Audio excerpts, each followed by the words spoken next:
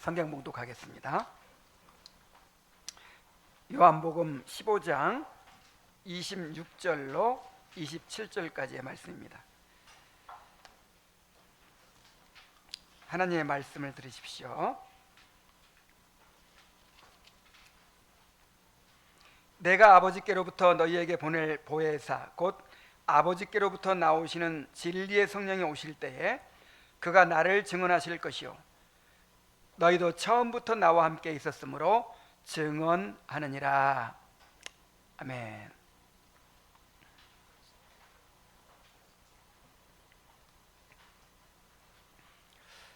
지난 세 편의 설교에서 우리는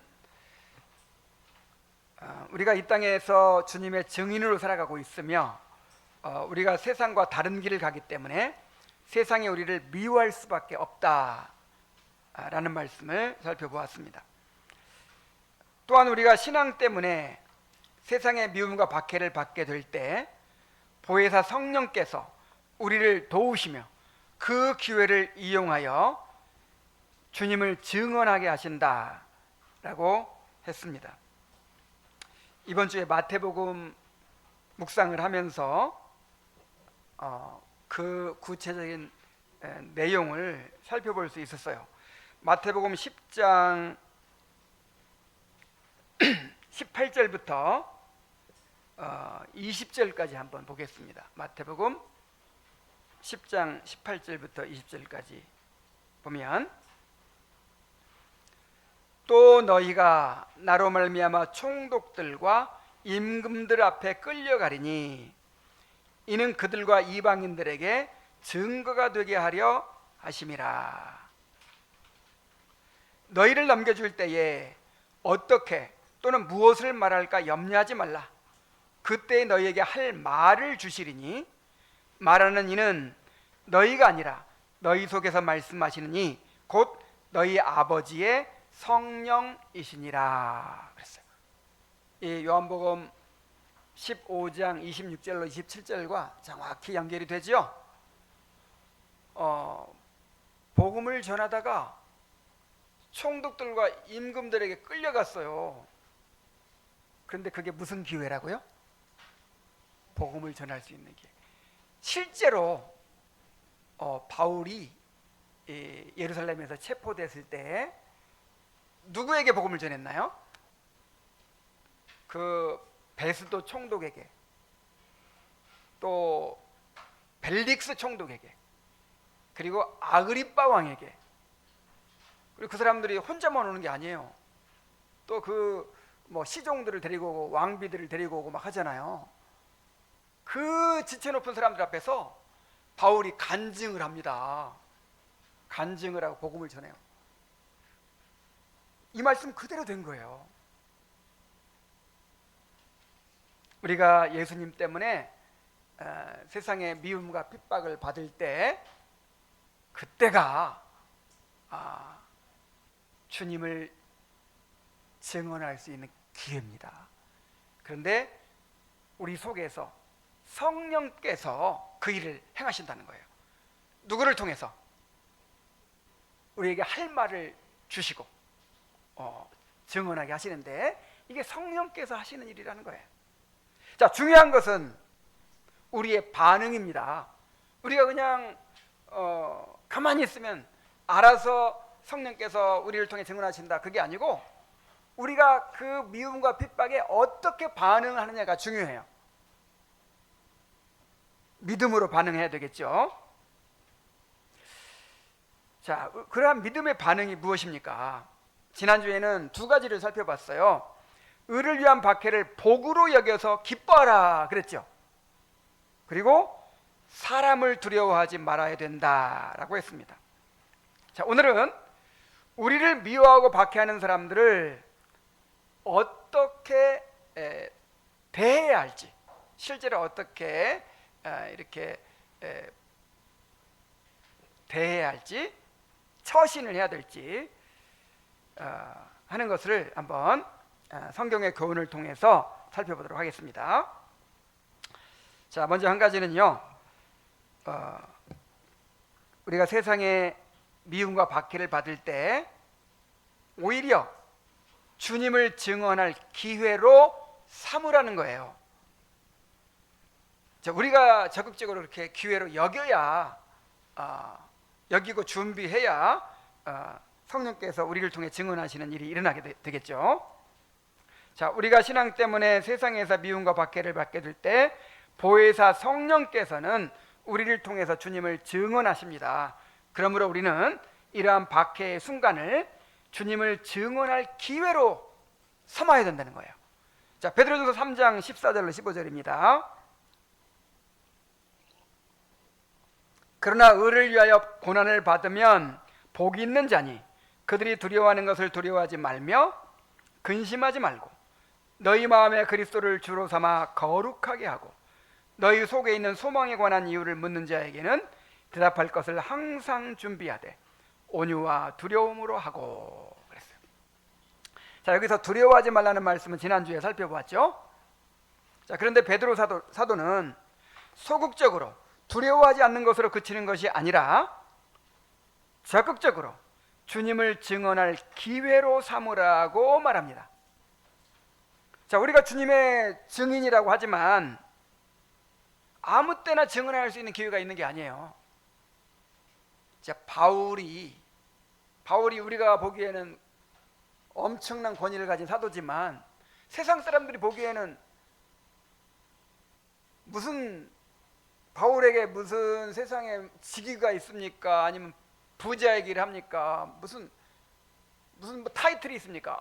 그냥 아무것도 아니에요. 그런 사람을 총독이 만나주겠어요? 내가 총독에게 복음을 좀 전하고 싶습니다. 한번 만나게 해주세요. 자, 만나게 해주겠어요? 왕에게 만나자고 하면 만나주겠어요? 그런데 붙잡혔어요. 체포가 됐어요. 감옥에 갇혔어요. 그래서 만나게 된 거예요. 심지어 누구 앞에서? 로마 황제 앞에서 그리스도를 증거했다는 거예요.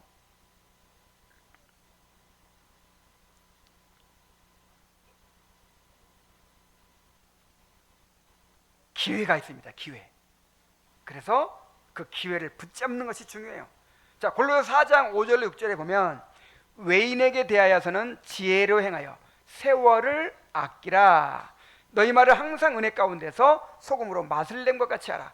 그리하면 각 사람에게 마땅히 대답할 것을 알리라 그랬어요.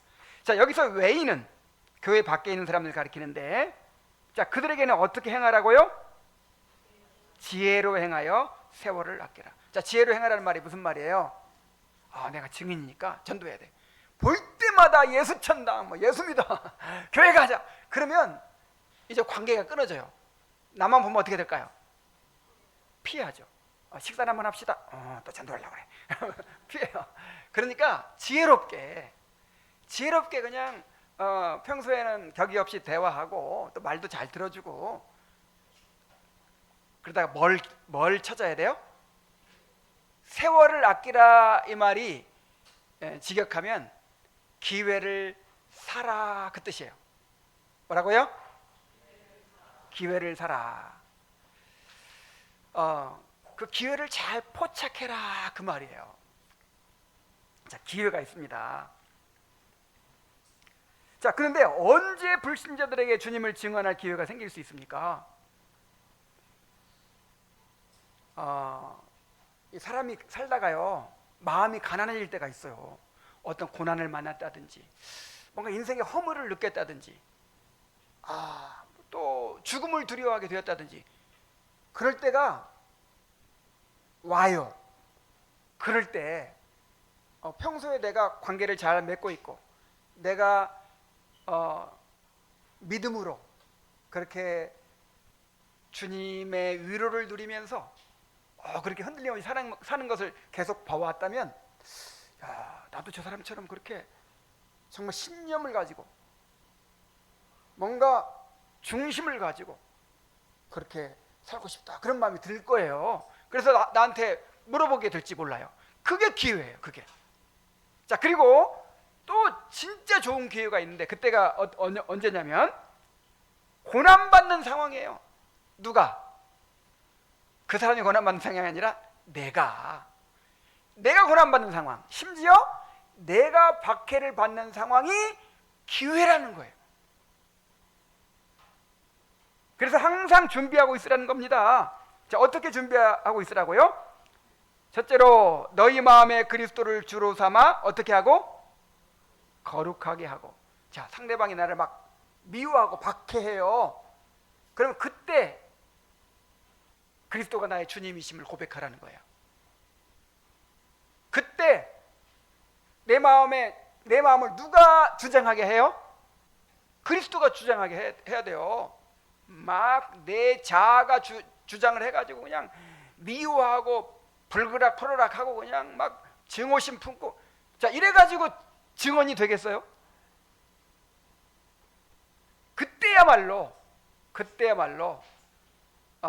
우리 주님께서 내 삶을 통치하는 것이 드러날 때입니다. 이것도 다 하나님께서 허락하신 섭리잖아요. 그래서 그럴 때일수록 어떻게 하라? 그리스도를 주로 삼아 마음을 거룩하게 하라.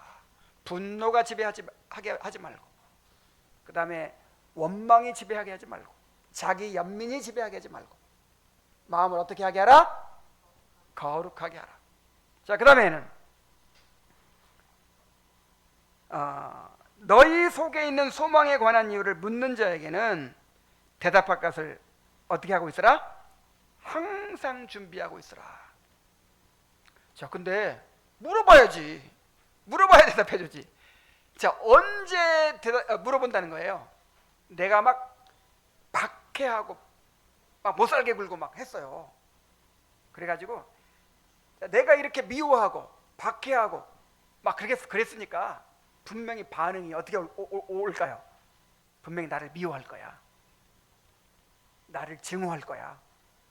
그리고 받아칠 각오를 막 단단히 하고 있는데 그게 아니에요. 나를 미워하는 것이 아니라 오히려 나를 선대하는 거예요. 오히려 고난 가운데서 기뻐한 평안을 누립니다. 담대하며 두려워하지 않습니다. 그리고 오히려 나에게 친절을 베풉니다. 사랑은 오래 참고, 그 다음에 또 뭐죠? 사랑은 온유하며, 이걸 온유라고 그러는 거예요. 온유. 유온유. 이름의 뜻을 깨달아야 돼. 이름대로 살아야지. 이 온유는 뭐냐면 상대방이 나에게 어떻게 하든, 형아가 나를 괴롭히더라도 오사에 굴더라도 나는 오히려 선한 마음을 품고 형아에게 순종하고 뭐 그러는 거예요. 자, 그러면 이렇게 온유한 태도를 보이면 상대방이 야, 저 사람 참 신기하네. 보통 이렇게 나가면 내가 한 대 치면 두 대를 받아치는 게 이게 당연한 본성인데 저 사람은 내가 미워해도 오히려 나에게 친절을 베풀어. 그리고 내가 그렇게 괴롭혔으면 가장 못 살겠다고 그냥 울고불고 해야 되는데 평안해. 기쁨이 있어. 뭔가 가진 게 있어. 그럼 물어볼 거예요. 그때 물어본다는 거예요. 뭘 물어봐요? 그 소망의 이유를. 왜 너는 이런 어려움을 당하는데도 기쁨을 잃지 않느냐? 왜 평강을 잃지 않느냐? 오히려 왜 괴롭힘을 당하면서도 그렇게 선대하느냐, 친절을 베푸느냐? 이게 이제 궁금한 답이에요. 이게. 자, 궁금증을 자아내는 사람이 되시기 바랍니다. 뭐 예수 믿는다고 하더니 다른 게 아무것도 없어. 똑같아. 그럼 궁금할 일이 없어요. 자, 그때 물어볼 때 어떻게 하라고요?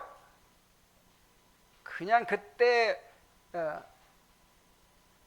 너희 말을 은혜 가운데서 소금으로 고르게 함 같이 하라. 자, 음식의 맛을 내기 위해 소금을 치죠. 그래서 소금을 안 치면 맛이 없는데 소금을 딱 치면 어때요? 맛이 살아나죠. 그런 것처럼 말도요. 자, 은혜가 지배할 때 그냥 음식에 소금을 친 것처럼 맛있는 말이 나와요. 뭔가 그냥 상투적이지도 않고 뭔가 좀 이렇게 재치가 있으면서도 덕을 세우면서도 참 마음을 움직이는 그런 말이 나와요. 아유, 난 말재주가 없는데. 말재주를 하지 말고 성령께서 그때 증거하시는 너희가 아니라 누구니라? 성령이니라. 성령님을 믿으세요. 내 마음에 은혜가 지배하면요, 그런 말이 나와요, 안 나와요? 나와요, 안 나와요? 자, 이런 말 있죠. 사랑하면 시인이 된다, 그러죠? 내 마음에 사랑을 품고 있으면요, 별별 표현이 다 나와요. 내 마음이 너무 황폐해져 있으니까 나오는이 그냥 거친 말이 나오고 막 그러는 거죠. 너희 말을 은혜 가운데서, 자, 그리스도를 주로 삼아 마음을 거룩하게 했어요. 그리고 은혜로 충만하게 했어요. 그때 물어봐. 그러면 뭐가 나와요? 그들에게 적절하게 대답할 말이 나와요. 자, 우리는 어떤 환경에서도 주님께 대한 신앙을 고백하고 증언하는 사람들이 되어야 합니다. 여기서 제가 중요한 이야기를 한 가지 할게요. 현대 인본주의는 인간의 문제를 주로 환경과 사회 구조의 문제로 설명을 해요. 그러니까 인간 자체에는 문제가 없어요. 뭐가 문제예요? 환경의 문제고, 그리고 이 사회 구조의 문제예요. 그리고 교육의 문제야. 그래서 지금 아이들이 이 문제 일으키는 것도, 저 사람이 이렇게 문제 일으키는 것도 다 어떤 그 환경의 문제고 구조의 문제고, 자, 이렇게 다 이제 이야기를 해석을 합니다. 이게 다 어디서 나온 거냐면 인간은 본래 선하다 라는 생각에서 나온 거예요. 그래서 오늘날 이제 소위 진보 사상의 문제가 바로 여기 있어요. 다 여기에 기반해서 이 교육학이나 심리학이나 다 전개가 되는 거예요. 자, 그러다 보니까 이러한 흐름에 영향을 받아서, 자, 우리 신자들도 신앙을 환경과 조건의 문제로 여깁니다. 우리 아이들 키우는 것도 다 어떤 환경과 조건의 문제라고 생각을 해요. 자신의 신앙 문제가 불리한 환경 때문이라고 생각하는 것입니다. 환경만 바뀌면 신앙생활을 더 잘할 수 있다는 거예요. 자, 물론 더 나은 환경이 주어지면 좀 달라질 수 있겠죠. 그러나 성경은 인간의 근본적인 문제가 외부의 환경이나 조건에 있는 것이 아니라 죄로 부패한 마음에 있다고 가르칩니다. 그래서 마음이 새롭게 되지 않으면 좋은 환경에서는 잠시 변화된 것처럼 보일 수 있어도 그 환경이 다시 바뀌잖아요. 그럼 다시 돌아가 버리는 거예요.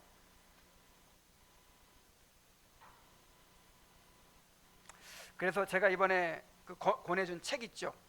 그 책들에서도 그런 얘기를 해요. 근본적으로 그 마음이 변화돼야 된다. 근본적으로. 그래서 아이들한테 좋은 환경 마련해 주는 거, 이건 부모의 책임이죠. 할 일이. 근데 그게 전부라고 생각해서는 안 된다는 거예요. 좋은 환경에서도 불경건하고 타락한 아이들이 나올 수 있고, 뭐 사회적으로는 인정받을 만하지만 좀 하나님 앞에서 교만하고 그렇게 자기중심적인 아이들이 나올 수 있고, 아주 열악한 환경에서, 아주 어려운 환경에서 지극히 경건한 아이들이 나올 수도 있다는 거예요. 어떤 차이예요? 뭐 때문에 그런 일이 벌어지죠? 그 환경에 어떻게 반응하느냐에 따른 거예요. 그래서 주어진 환경에 어떻게 반응하느냐를 반응하도록 가르쳐야지, 좋은 환경 마련해 주는 게 부모의 책임이야. 그 부모의 할 일이 아니에요. 할 일이 전부가 아니에요. 성령께서 마음을 새롭게 하시고 붙들어 주시면 오히려 어렵고 불리한 환경에서 더 아름다운 신앙이 드러나게 됩니다. 자, 이것이 신앙의 비밀이에요. 자, 성경의 인물들을 보십시오.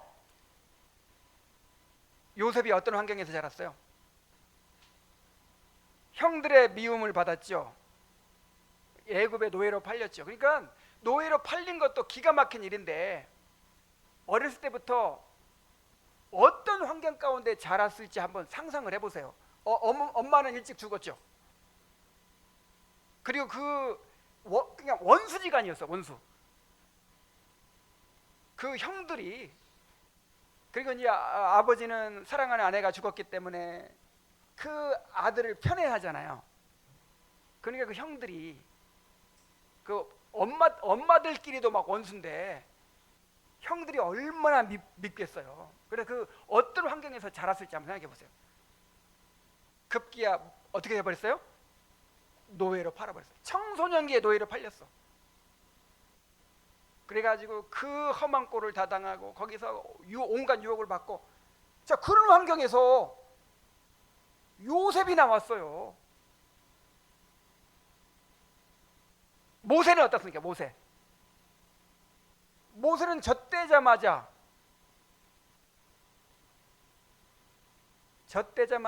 바로의 공주의 아들이 되어버렸어요. 그래서 정말 신앙생활에 극히 해로운 그 우상숭배에 가득한 바로의 왕궁에서 자랐단 말이에요. 물론 이제 피할 길은 있었죠. 그 친엄마가 유모로 들어가서 젖을 먹였죠. 자, 그래도 그 불리한 환경에서 누가 나왔어요? 모세가 나왔잖아요. 모세. 사무엘은 어떻습니까? 사무엘은 젖을 떼자마자 성전에 갖다 바쳤어요. 엄마 없이 자랐어요. 엄마 없이. 아빠도 없이 자랐어요. 그냥 성전의 여인들이 그러니까 업어주고 키운 거예요. 그런데 사무엘이 됐어요. 또 누구를 들까요? 다니엘 한참 민감한 청소년기에 나라를 잃고 부모를 떠나서 바벨론의 포로가 됐잖아요. 그렇게 경쟁이 치열하고 그렇게 우상숭배가 가득하고 철저하게 세뇌시키는 그런 교육을 받았잖아요. 그런데 그 사람이 누가 됐어요? 그런 환경에서 다니엘이 나왔어요. 이들은 모두 믿음을 지키기 어려운 환경에 놓여 있었지만 하나님께서는 그들을 버려두지 않으시고 그 환경을 통해서 그들의 믿음을 연단하시며 결국 그들의 입술을 통해서 이방 땅에서도 살아계신 하나님을 증언하게 하셨습니다.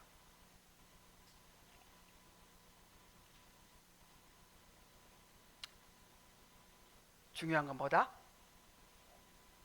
중요한 건 환경이 아니고 그 환경에 어떻게 반응하느냐.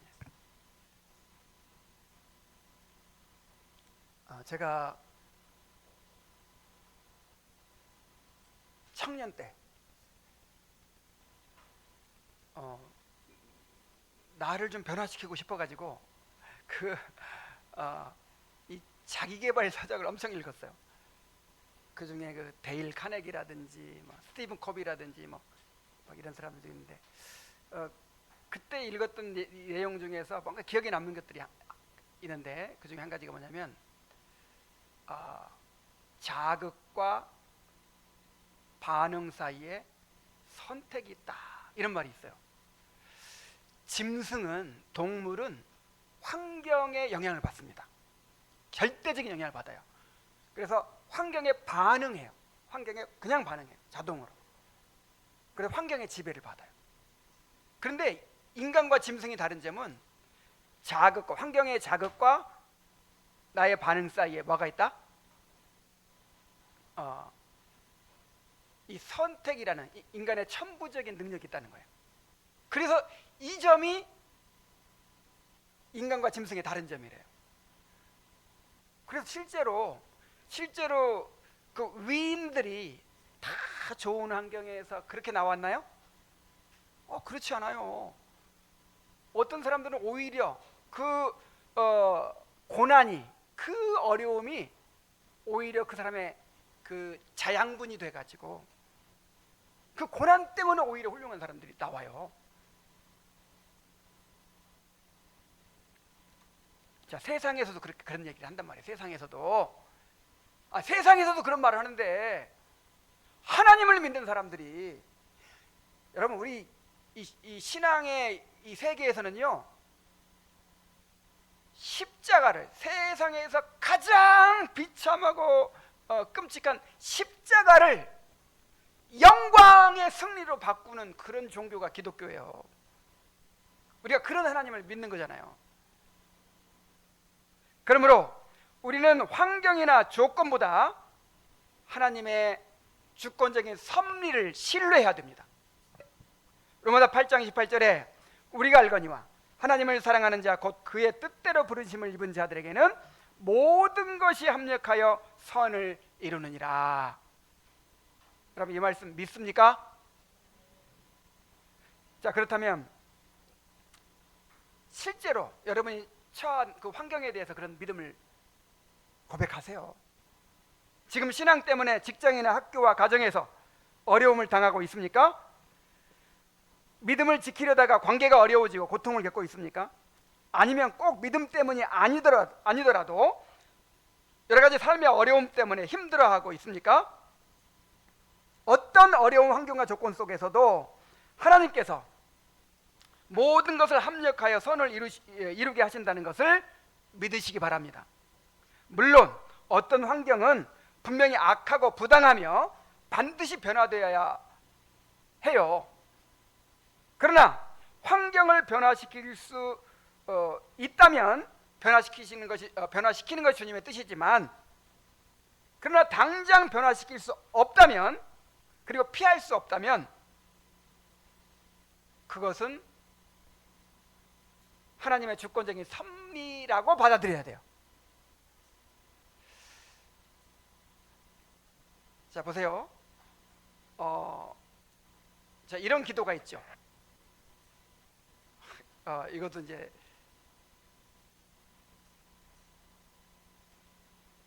청소년기부터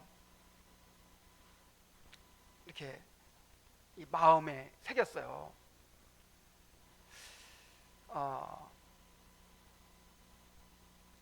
주여, 변화시킬 수 있는 것은 변화시킬 수 있는 용기를 주시고, 변화시킬 수 없는 것은 받아들일 수 있는 믿음을 주시옵소서. 그래서 내가 지금 어려워하고 있는 문제가 변화시킬 수 있는 거냐, 변화시킬 수 없는 거냐 보세요. 그래서 변화시킬 수 있는 건 어떻게 해야 돼요? 부딪혀서 변화시켜야지. 근데 변화시킬 수 없어. 내 아내를 바꿀 수 없잖아. 내 남편 바꿀 수 없어. 나 키 작은 거 바꿀 수 없어. 아니면 또 뭐 바꿀 수 없는 문제, 바꿀 수 없는 문제 가지고 고민하는 사람은요, 이거 성공하지 못해요. 왜냐하면 그건 인생의 낭비만 되고, 이건 점점 더 자기 능력을 줄어들게 만드는 거예요.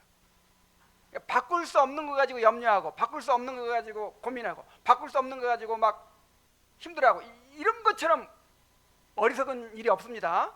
자기 삶을 파괴하는 일이에요. 능력이 요만큼 있던 거를 아주 그냥 그것마저 사라지게 하는 것이 그는 어리석은 일이에요. 그래서 바꿀 수 있는 것은 어떻게 하고, 용기 있게 바꿔 나가야죠. 그러나 바꿀 수 없는 것은 하나님의 섭리다, 이거 하나님이 허락하신 것이다 하고 믿음으로 받아들이세요. 합력하여 선을 이루실 것을 믿으세요. 그거는 하나님이 책임지십니다. 하나님 책임지실 거예요. 오히려 그것을 통해서 하나님은 우리의 믿음을 연단하시고 세상에 드러내실 것입니다. 그러므로 중요한 것은 지금 이 상황에서 주님의 뜻에 믿음으로 순종하는 것입니다. 동일한 고난 속에서도 어떤 사람은 낙심하고 무너지는가 하면 어떤 사람은 하나님의 은혜로 더욱 굳센 믿음을 갖게 됩니다. 중요한 것은 환경 자체가 아니라 그 환경에 대한 우리의 반응입니다. 우리가 믿음으로 순종하고자 할 때 보혜사 성령께서 우리의 마음을 붙드시고 환경에 굴복하지 않고 순종할 힘을 주십니다. 그러므로 지금 겪고 있는 어려움을 단지 신앙을 방해하는 장애물로만 여기지 마시고 오히려 지금이야말로 우리의 믿음을 나타내고 주님을 드러낼 기회라고 여기시기 바랍니다. 자, 그런데 여기서 중요한 것이 있는데, 세상의 미움과 박해를 받게 될 때 그것을 오히려 어떤 기회를 삼으라고요?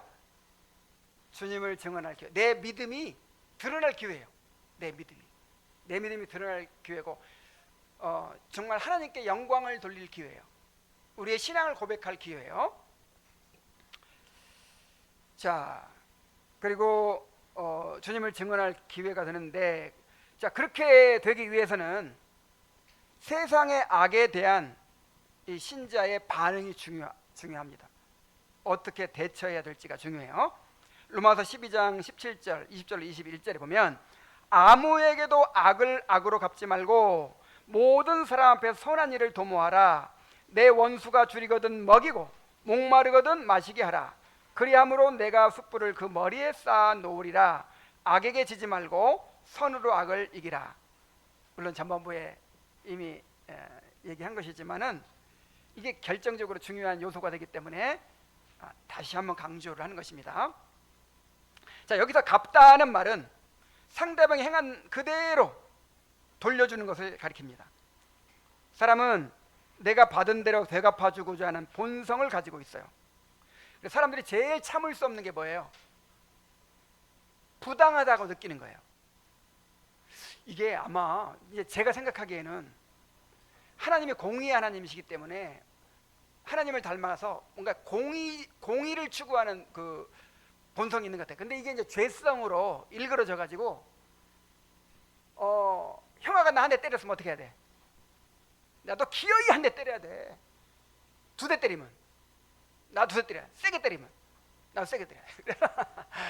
이만큼이라도 내가 불공평한 대접을 받았다. 그러면 그냥 분해서 어쩔 줄 모르는 거예요. 뭐 하나님의 공의를 추구해야지 무슨 그건 공의도 아니야. 그거는 우리 아이들 뭐 때문에 싸워요? 그냥 형아는 큰 거죠. 나는 조그만 거죠. 불공평하다고 막 공의 때문에 싸우죠. 그래서 내가 당한 대로 기어이 돌려주어야만 직성이 풀리는 거예요. 자, 그러나 신자는 사람들이 행한 대로 되갚아 주려고 해서는 안 됩니다. 이것이 세상 사람과 다른 점이죠. 물론 그들의 죄에 대해서는 하나님께서 반드시 심판하실 것입니다. 그러나 하나님께서는 그들의 악조차도 주권적으로 다스려서 우리의 믿음을 연단하시고 복음을 증언하는 기회로 사용하십니다. 그러므로 우리는 그들을 단순히 증오의 대상으로만 보지 말고 죄에 사로잡힌 불쌍한 영혼으로 바라보아야 합니다. 자, 그들에게 어떻게 하면 안 갚음할까 하는 악의를 품는 것이 아니라 오히려 선을 행하고 뭔가 친절을 베풀고자 해야 된다는 거예요. 그래서 바울은 원수가 줄이거든 먹이고 목마르거든 마시게 하라 그랬어요. 그러니까 소극적으로 악을 악으로 안 갚는 것으로 그치는 게 아니라 적극적으로 어떻게 하라고요? 악을 선으로 갚으라는 거예요. 그래서 원수가 나를 괴롭혔던 원수가 막 목말라 해요. 목말라 죽어버려라. 그러지 말고 어떻게 하라고요? 그때 물을 갖다 주라고요. 원수가 막 배고파해요. 그러면 너 잘 됐다. 나 괴롭히더니 어디 한번 굶어봐라. 그런 게 아니라 아이고 얼마나 배고플까. 그러면서 오히려 김밥을 사주라는 거예요. 오히려 통닭을 사주라는 거예요.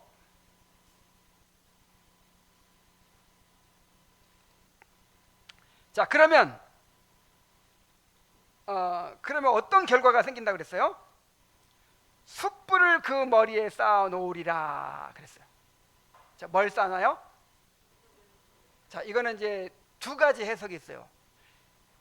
악을 선으로 갚으면, 원수가 줄일 때 먹이고 목마를 때 마시게 하면 그 사람 머리 위에 숯불을 올려놓는 것과 똑같다. 그래서 이제 첫 번째 해석은 뭐냐면 하나님의 심판에 맡기는 것이다. 그런 해석이 있어요. 자, 그 말도 맞아요. 내가 심판하지 않고 누구한테 맡겨요? 하나님 심판에. 근데 또 한 가지 해석은 뭐냐면 그 이집트 고대 문헌에 보면 어떤 사람이 죄를 범했을 때 숯불을 머리 위에 들고 그렇게 참회하도록 그렇게 하는 관습이 있었대요. 그래서 숯불을 그 머리 위에 놓으리라, 이 말은 그 사람을 부끄럽게 만들어서 뉘우치게 할 것이다. 자, 그런 뜻으로 하는 해석이 있습니다. 그래서 칼빈은 이 두 번째 해석을 취해서 숯불을 원수의 양심을 태우는 불이라고 했습니다. 원수가 우리에게 악을 행했음에도 불구하고 우리가 뜻밖의 선으로 갚을 때 그는 자신의 악함과 직면하게 됩니다. 내가 한 대 때렸어. 한 대 때렸는데 나를 또 한 대 칠 줄 알았더니 치는 게 아니라 오히려 선물을 주는 거예요. 그러면 받는 입장에서 어때요?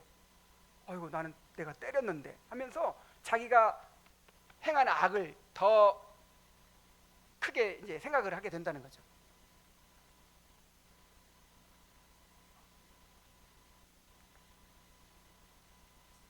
그리고 그 선함은 불이 되어서 그의 양심을 태우며 깊은 수치심과 자책을 느끼게 한다는 것입니다. 자, 그렇죠. 악을 행하는 자들에 대한 신자의 선행은 그들의 굳어진 양심을 일깨워서 자신의 죄를 부끄러워하게 하고 돌이키게 만드는 강력한 은혜의 통로가 된다는 거예요. 자, 이런 거는 이제 세상 사람들과의 관계에서 이전에 우리 공동체 안에서부터 먼저 이 실행이 돼야 돼요. 특히 가족들 간에서.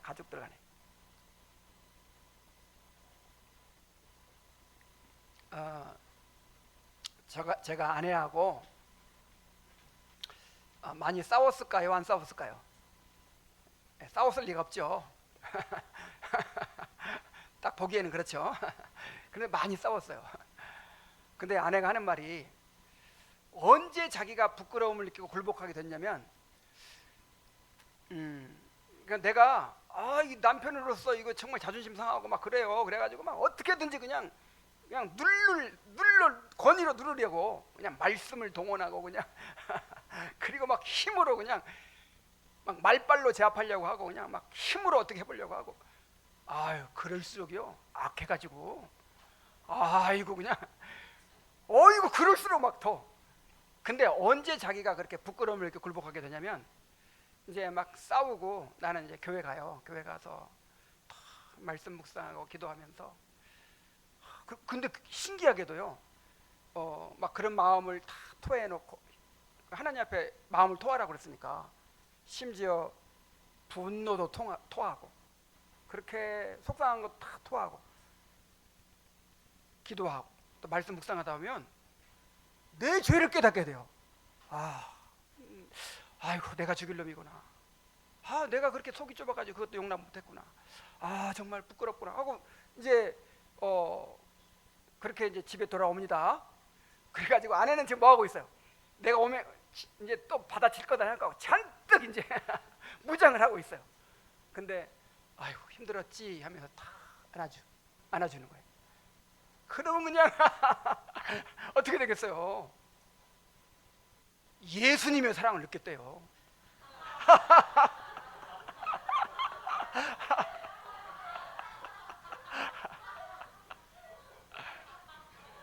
참 신기하더라고. 그게 뭐가 신기하냐면, 내가 제일 미성숙했을 때, 가장 미성숙한데 그 미성숙함 때문에 나는 은혜를 구하지 않을 수가 없었어요. 늘 새벽 기도 가서 기도하고 새벽 기도 가서 기도하고 늘 나 말씀을 묵상하지 않으면 내 마음을 다스릴 수가 없으니까. 그래서 가장 미성숙할 때 오히려 나 때문에 예수님의 사랑을 느꼈다는 말을 들었어요. 뭔 얘기하다가 이렇게, 그러니까 이게 꼭 세상에 나가서 그렇게 실천해야 되기도 하지만 어디서 이게 실천이 돼야 돼요? 가정에서부터, 이 공동체 안에서. 그래서 세상 사람들에게 하기는 진짜 어려울 거예요. 근데 내 아내니까, 내 남편이니까 좀 지면 어때요? 좀 억울한 일 당하면 어때요? 양보하면 어때요? 우리 형아니까, 내 동생이니까, 응? 좀 당하면 어때?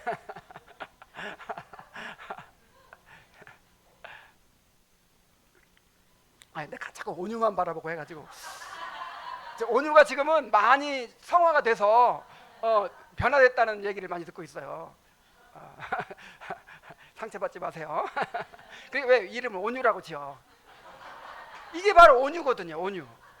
온유가 뭐라고요? 상대방이 나한테 악하게 행해도 나는 선을 행하는 게 온유입니다. 그래서 그렇게 살기 싫으면 이름 바꿔야 돼.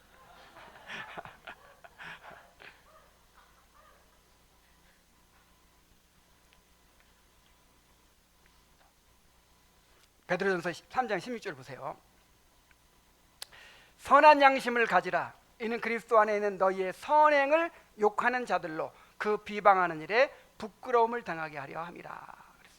이것이 곧 악에게 지지 말고 선으로 악을 이기라는 것입니다. 우리 한번 따라해 봅시다.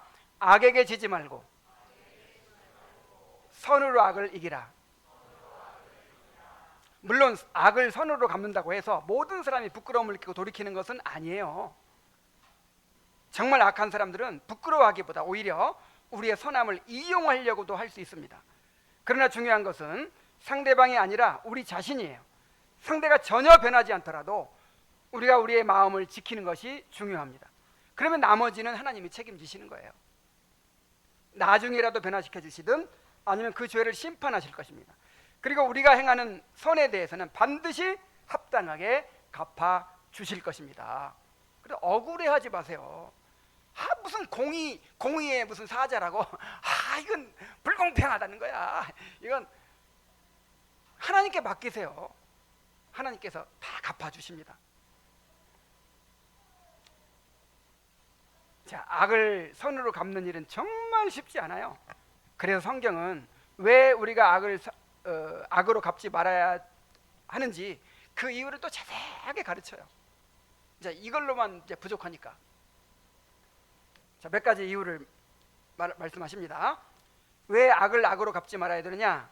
첫째, 악을 악으로 갚지 말아야 되는 이유는 하나님만이 심판자가 되시기 때문입니다. 로마서 12장 19절에 내 사랑하는 자들아 너희가 친히 원수를 갚지 말고 하나님의 진노하심에 맡기라. 기록되었을 때 원수 갚는 것이 누구에게 있으니? 내게 있으니 내가 갚으리라고 주께서 말씀하시니라. 심판자는 오직 하나님이세요. 내가 직접 원수를 갚으려고 하는 것은 내가 하나님 노릇하려고 하는 것입니다. 하나님의 고유한 권한을 침해하는 것이죠. 그러므로 내가 직접 원수를 갚으려고 하지 말고 공의로운 심판자이신 하나님께 맡게 합니다.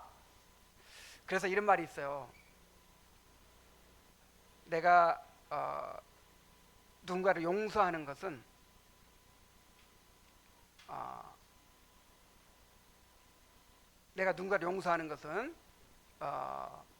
내가 하나님 노릇하기를 포기하는 것이다. 말이 됩니까? 또 그 사람이 하나님이 되는 것을 되지 않게 하는 것이다. 자, 보세요. 내가 기어이 안 갚음하려고 하면 내가 하나님 노릇하는 거죠. 그리고 그 사람 때문에 내 인생이 이렇게 됐어, 그 사람 때문에 내가 이렇게 행복하지 못하면서 그 사람을 자꾸 용서하지 못하고 있으면 누가 하나님이에요 도대체?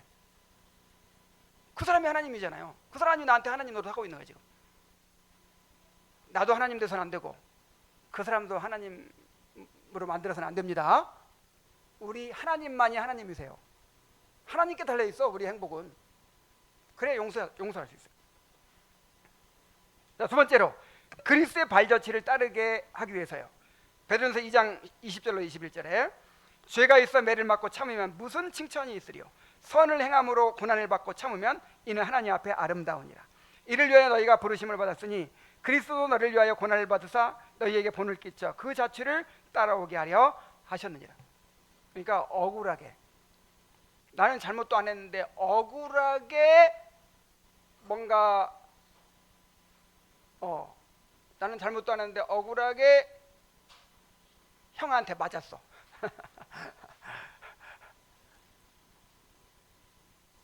잘못이 있어서 맞으면 당연한 거고 잘못이 없는데도 맞았어. 그럼 뭐다? 하나님 앞에 아름다우니라 그러잖아요. 물론 이제 신앙 때문에 그렇게 아무 잘못이 없이 맞는 거는 아름다운 일이라고 했어요. 자, 그런데 보니까 이를 위하여 너희가 부르심을 받았으니 그랬어요. 이렇게 아무 잘못도 없는데 신앙 때문에 의를 위하여 고난받도록 부르심을 받았다 이 말이에요. 그리스도 너희를 위하여 고난을 받으사 너희의 본을 끼쳐 그 자취를 따라오게 하려 하셨느니라. 그리스도의 고난은 우리를 위한 구원이 될 뿐만 아니라 우리가 따라야 할 본이 됩니다. 주님께서는 죄 없이 고난을 받으시면서도 보복하지 않으시고 끝까지 참으셨어요. 그리고 이를 통해서 우리의 죄를 대속하시고 영광을 얻으셨습니다. 그러므로 우리도 예수님 때문에 억울한 일을 당했을 때 보복하지 않고 참아야 합니다. 그것이 하나님 앞에 아름다운 일입니다. 자, 세 번째로는 자신이 보복을 하게 되면 똑같은 죄를 짓게 되기 때문입니다. 그렇죠? 내가 상대방의 악에 악으로 반응하는 순간 나 역시 악을 행하는 사람이 되고 맙니다. 상대방의 죄가 나의 죄를 정당화해 주지 않습니다. 자, 부부간에도 이 남편이 이렇게 하니까 나는 이렇게 할 수 없다, 이렇게 할 수밖에 없다 막 씩씩거리고. 그럼 하나님 보실 때 뭐라 그럴까요? 똑같아, 둘 다 똑같아. 상대방은 나한테 막 그렇게 함부로 대해도 나는 친절하게 온유하게. 그러면 내 잘못은 없고 이 사람만 잘못이 있지. 같이 미워하고 같이 그렇게 악으로 대하면요, 공범, 둘 다 똑같은 죄인이에요.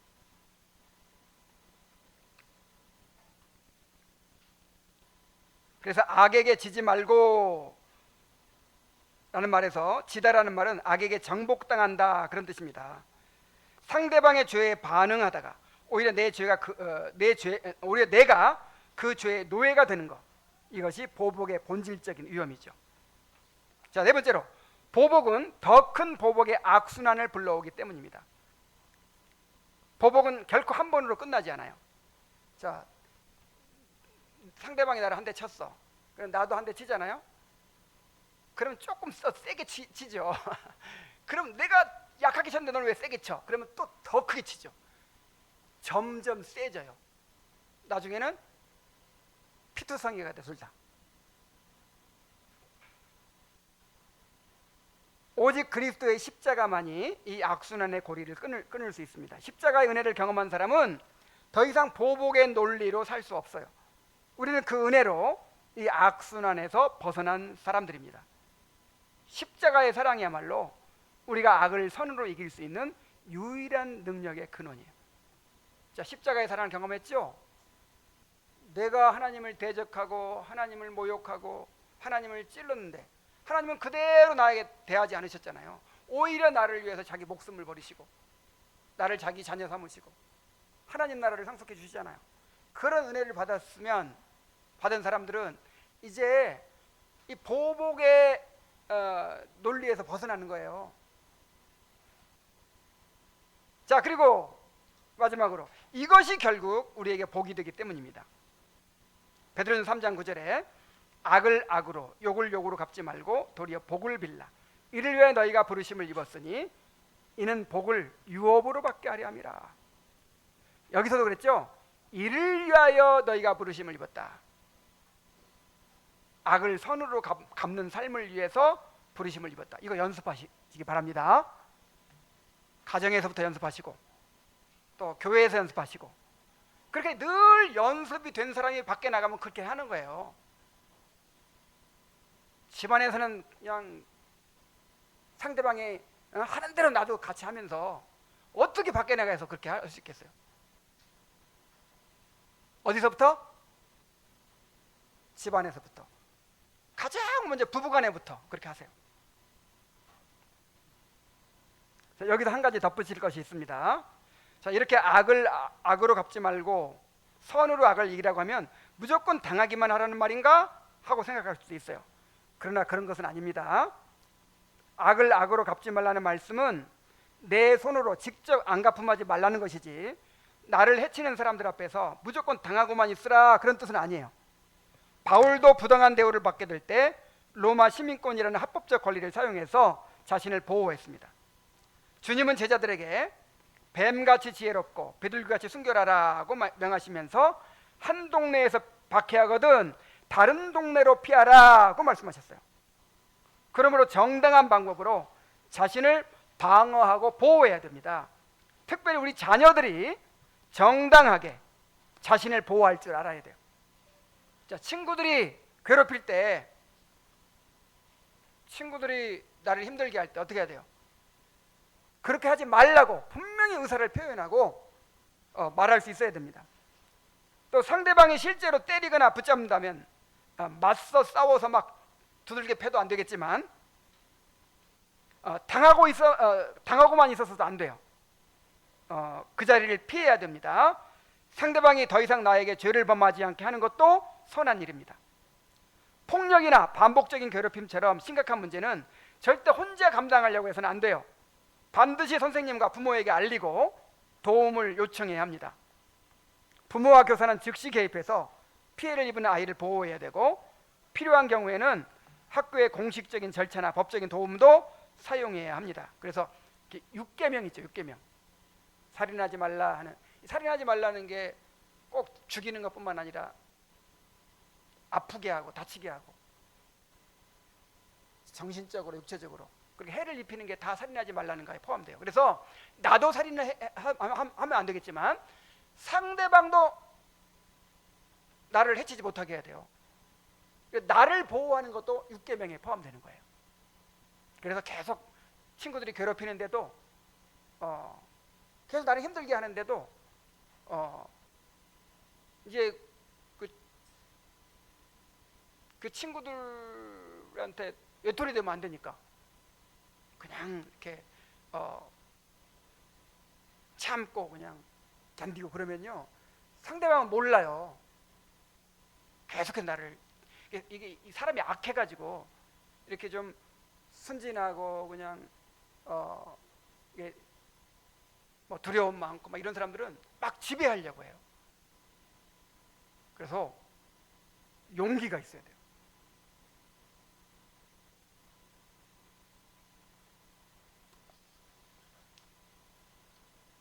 자, 그러나 계속해서 미워하거나 복수하고자 하는 마음 품어서는 안 됩니다. 성령께서는 우리의 입술을 통해서만 그리스도를 증언하시는 것이 아니고 악을 악으로 갚지 않고 선으로 갚는 우리의 태도를 통해서도 십자가의 그리스도를 증언하십니다. 자, 이제 결론입니다. 이 4번에 걸친 이 세상과의 관계에 대한 결론이죠. 자, 주님께서는 우리에게 홀로 세상 앞에 서서 증언하라고 명하지 않으셨습니다. 보혜사가 나를 증언할 것이요 너희도 증언하느니라고 약속하셨습니다. 우리가 미움과 박해를 받을 때 성령께서 우리 안에서 두려움을 이기게 하시고 마땅히 할 말을 주시며 악을 악으로 갚지 않고 선으로 이길 수 있는 힘을 주십니다.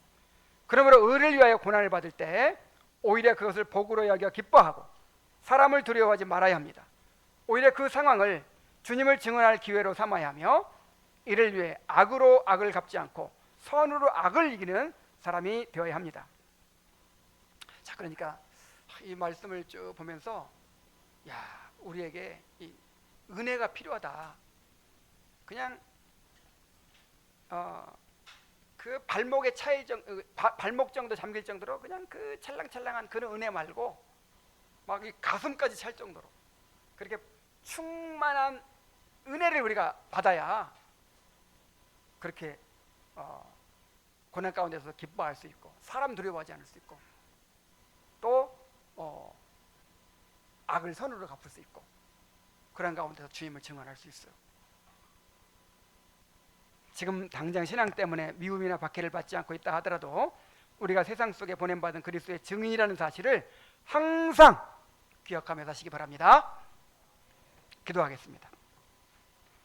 하나님 아버지, 지난 4주간에 걸쳐서 우리가 세상에 나가서 주님의 증인으로 살 때 세상의 미움과 박해를 받을 수밖에 없다는 사실을 가르쳐 주셨습니다.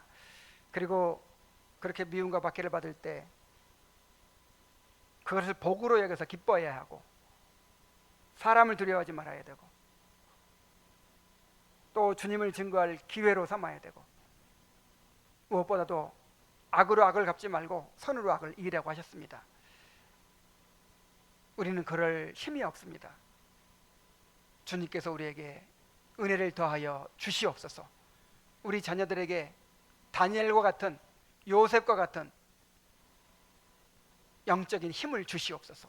용기를 주시옵소서. 담대하게 세상에 나가서 주님을 증거하는 주님의 종들이 되게 하여 주시옵소서. 예수님의 이름으로 기도하옵나이다. 아멘.